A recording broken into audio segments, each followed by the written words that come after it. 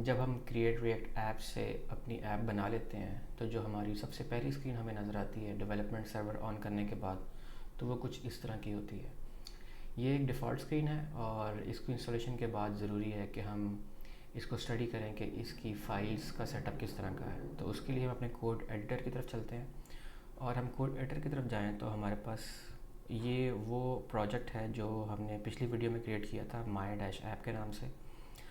इसके बाद हमने डेवलपमेंट सर्वर ऑन किया और जो ब्राउज़र में आपको पहले मैंने डिस्प्ले दिखाया वो इस डिस्प्ले इस बिल्ड के थ्रू वहाँ पे अभी आउटपुट नज़र आ रहा है। तो इसके अंदर अगर हम देखें तो हमारे पास बेसिकली 3 मेन फ़ोल्डर्स हैं, नोड अंडरस्कोर मॉड्यूल्स का, पब्लिक का और एसआरसी का। जहाँ तक नोड अंडरस्कोर मॉड्यूल्स की बात है तो उसके अंदर हमने अगर हम उसको कोलैप्स करें तो हमारे पास बहुत सारे पैकेजेस नज़र आएंगे, लेकिन इन सारे पैकेजेस से हमने डरना नहीं है, बिकॉज़ ये सारे वो पैकेजेस हैं जो रिएक्ट को रन करने के लिए ज़रूरी होते हैं और इस फ़ोल्डर में हमने बिल्कुल भी वर्क नहीं करना। दूसरा फ़ोल्डर अगर हम देखें तो हमारे पास पब्लिक का फ़ोल्डर मौजूद है और इसके अंदर हमारे पास एक index.html की फ़ाइल है। अगर हम इसको ओपन करें तो हमारे पास कुछ इस तरह का कोड नज़र आएगा और फ़िलहाल इस फ़ाइल के अंदर अगर कोई चीज़ जानने के लिए इम्पॉर्टेंट है तो वो ये वाली एक डिव है जो लाइन नंबर 31 पे लिखी हुई है, जिसको आईडी रूट दिया हुआ है।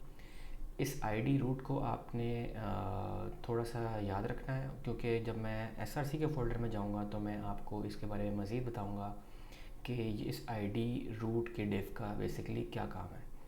तो इसके बाद हम अगर एसआरसी के फ़ोल्डर की तरफ चलें तो यहाँ पे हम देख सकते हैं कि हमारे पास मल्टीपल फाइल्स मौजूद हैं और इसके अंदर जो हमारी सबसे मेन फ़ाइल है वो है index.js की, ठीक है। और अगर हम इसमें इस फाइल को ओपन करें तो हमारे पास कुछ इंपोर्ट फाइल्स हैं जो कि रिएक्ट को रन करने के लिए ज़रूरी हैं। Line number one, line number 2 पे। उसके बाद थर्ड लाइन पे हम एक CSS इंपोर्ट करवा रहे हैं और नंबर 4 पे हम एक कंपोनेंट जिसका नाम ऐप है उसको इंपोर्ट करवा रहे हैं। इन इंपोर्ट्स के बारे में हम फर्दर पढ़ेंगे कि इन इंपोर्ट से बेसिकली होता क्या है, लेकिन अभी फ़िलहाल हमारे लिए जानना ये ज़रूरी है कि इससे हमारा ऐप का कंपोनेंट इंपोर्ट हो रहा है इस फाइल के अंदर। उसके बाद अगर आप यहाँ पे देखें तो हमारे पास यहाँ पे एक कांस्टेंट हम बना रहे हैं जिसका नाम हमने रूट रखा है और उसको हमने react dom dot create root का एक फ़ंक्शन कॉल किया है और उसको हमने एक और फंक्शन पास किया है जिसको अगर आप थोड़ा बहुत जावास्क्रिप्ट से पहले काम कर चुके हैं और आपने इसको यूज़ किया हुआ है तो आपके लिए ये चीज़ क्लियर होगी कि document dot gate element by ID क्या करता है। ये बेसिकली डॉम एक एलिमेंट को सिलेक्ट करता है आपके पेज में और आईडी रूट, ये वो रूट आईडी है जो हमने index.html में पब्लिक के फ़ोल्डर में देखा था। यानी कि अगर मैं यहाँ चला जाऊँ और मैं इसको ओपन कर लूँ तो यहाँ पे हमने आईडी रूट दिया हुआ है जो मैंने आपको बताया था कि इसको आपने याद रखना है। तो अगर हम index.js में आएँ तो हमारे यहाँ पे उस आईडी रूट का दोबारा तस्करा हुआ है। तो इसका मतलब ये है कि इस लाइन को अगर मैं सिंपली एक्सप्लेन करना चाहूँ तो इस पूरी स्टेटमेंट का मतलब ये है कि रिएक्ट ने एक index.html की फ़ाइल के अंदर उसको एक एंट्री पॉइंट चाहिए होता है कि ये फ़ाइल और ये कंपोनेंट्स बेसिकली किस डॉम एलिमेंट में रेंडर होने हैं। तो उसके लिए यहाँ पे हमने रूट का पास किया हुआ है कि इस रूट एलिमेंट को आपने बेसिकली सिलेक्ट करना है और उसके अंदर आपने ऐप का कंपोनेंट लोड कर देना है। ऐप कंपोनेंट को हम अभी मज़ीद देखेंगे, लेकिन फ़िलहाल अभी आपके लिए जानना सिर्फ यही ज़रूरी है कि यहाँ पे अभी तक जो हमने देखा है वो ये है कि हमारी index.html की फ़ाइल होती है, उसमें हमने एक डिव बनाई होती है जिसको हमने आईडी रूट दिया होता है और उसके बाद हम जब index.html में आते हैं तो हम उस आईडी रूट के डिव को सिलेक्ट करते हैं और ऐप का कंपोनेंट उसमें लोड कर देते हैं। ये हो गई हमारी index.js की फ़ाइल। इसके अंदर और जो इम्पोर्टेंट फ़ाइल है वो है app.js। ये वो फाइल है जिसके अंदर ऐप का कंपोनेंट लिखा हुआ है। रिएक्ट बेसिकली कंपोनेंट है, कंपोनेंट वाइज इसमें चीज़ें स्ट्रक्चर होती हैं। फॉर एग्जांपल अगर आप एक वेबसाइट को देखें तो आपको वेबसाइट के अंदर हेडर्स नज़र आएंगे, फुटर्स नज़र आएंगे और कंटेंट नज़र आएगा। और उस कंटेंट के अंदर अगर आप मज़ीद देखें तो आपको फॉर एग्जांपल अगर हम हेडर देखते हैं तो हमें लोगो नज़र आता है, हमें मेन्यू नज़र आता है। रिएक्ट बेसिकली वेबसाइट के किसी भी पेज के छोटे छोटे पार्ट्स को कंपोनेंट्स में डिवाइड करता है। तो बेसिकली हम ये कह सकते हैं कि in the world of react आपके पास लोगो का एक कंपोनेंट होता है, मेन्यू का एक कंपोनेंट होता है। इसी तरह कंटेंट में अगर आप आ जाएं तो आपको पास डिफरेंट कंटेंट टाइप्स होती हैं। फॉर एग्जांपल आपने वेबसाइट पे देखी होंगी, अगर आप किसी ई कॉमर्स वेबसाइट में तो आपको प्रोडक्ट्स आ रही होती हैं, तो वो प्रोडक्ट्स का एक जो सेक्शन है वो एक कंपोनेंट है।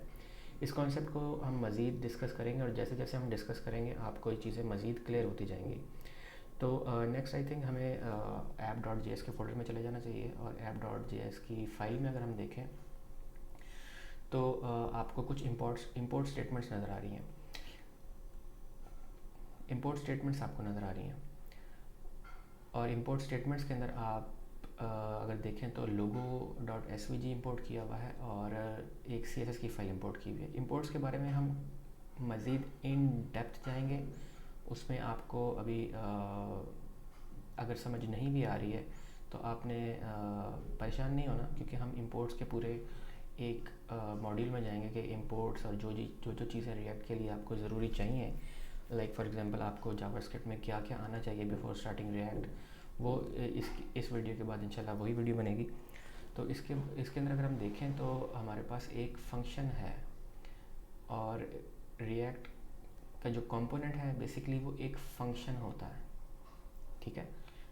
फंक्शन होता है और इस फंक्शन को हम अपने कंपोनेंट में या अपनी जैसे index.js में देखें तो हमारे पास ये कंपोनेंट जो लोड हो रहा है ये बेसिकली एक फंक्शन है जो रेंडर हो रहा है ऐप की जगह। तो फॉर एग्जांपल अगर मैं app.js में चला जाऊँ और यहाँ पे मुझे ये सारी चीज़ें नज़र आ रही हैं कि ये फंक्शन जो है ये रिटर्न कर रहा है। अच्छा, अब ये देखने में ऐसे लग रहा है कि जैसे ये सारी HTML है और थोड़ा सा सिंटेक्स भी अजीब लगेगा कि हम JS लिख रहे हैं और JS के अंदर हमने HTML लिख ली हुई है। बेसिकली ये रिएक्ट का एक अपना मेथड है मार्कअप को हैंडल करने का और इसे हम JSX कहते हैं। ये बेसिकली HTML नहीं है। वो इस तरह मैं आपको बता सकता हूँ कि फॉर एग्जांपल जब हम HTML में किसी भी एलिमेंट को हम क्लास देने लगते हैं तो हम क्लास का एट्रीब्यूट यूज़ करते हैं, लेकिन आपको यहाँ पे क्लास नेम नज़र आ रहा होगा, ठीक है। इसी तरह आपको यहाँ पे लोगो के SRC में पाथ नहीं नज़र आ रहा बल्कि लोगो लिखा नज़र आ रहा है। अगेन आपने इन चीज़ों से घबराना नहीं है, हम इनको इन डिटेल इन डेप्थ देखेंगे। अभी सिर्फ मैं आपको रिएक्ट की फील देना चाह रहा हूँ कि बेसिकली रिएक्ट में किस तरह क्रिएट रिएक्ट ऐप का जो डिफ़ॉल्ट इंस्टॉलेशन आपके पास आती है उसका फ़्लो क्या होता है।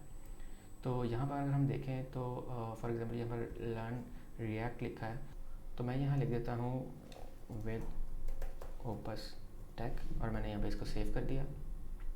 और अब अगर मैं ब्राउज़र की तरफ जाऊँ और मैंने यहाँ से इसको रिफ़्रेश कर लूँ इस पेज को, यहाँ पे हमें learn React with opus tech लिखाना शुरू हो गया। तो इट मीन्स कि अगर हम ये कहें कि इस वक्त हमारे पेज के ऊपर ऐप का कंपोनेंट चल रहा है तो वो रॉन्ग नहीं होगा।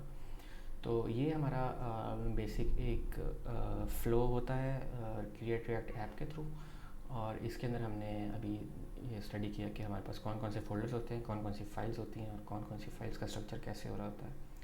तो अगर मैं इसको समराइज़ करूँ तो ये कुछ इस तरह हो सकता है कि हमारे पास index.html की फ़ाइल होती है जिसमें हमने एक एलिमेंट रूट डिफ़ाइन किया होता है और index.js उस एलिमेंट को सिलेक्ट करता है और उसके अंदर हमारे कंपोनेंट्स को इंजेक्ट करता है।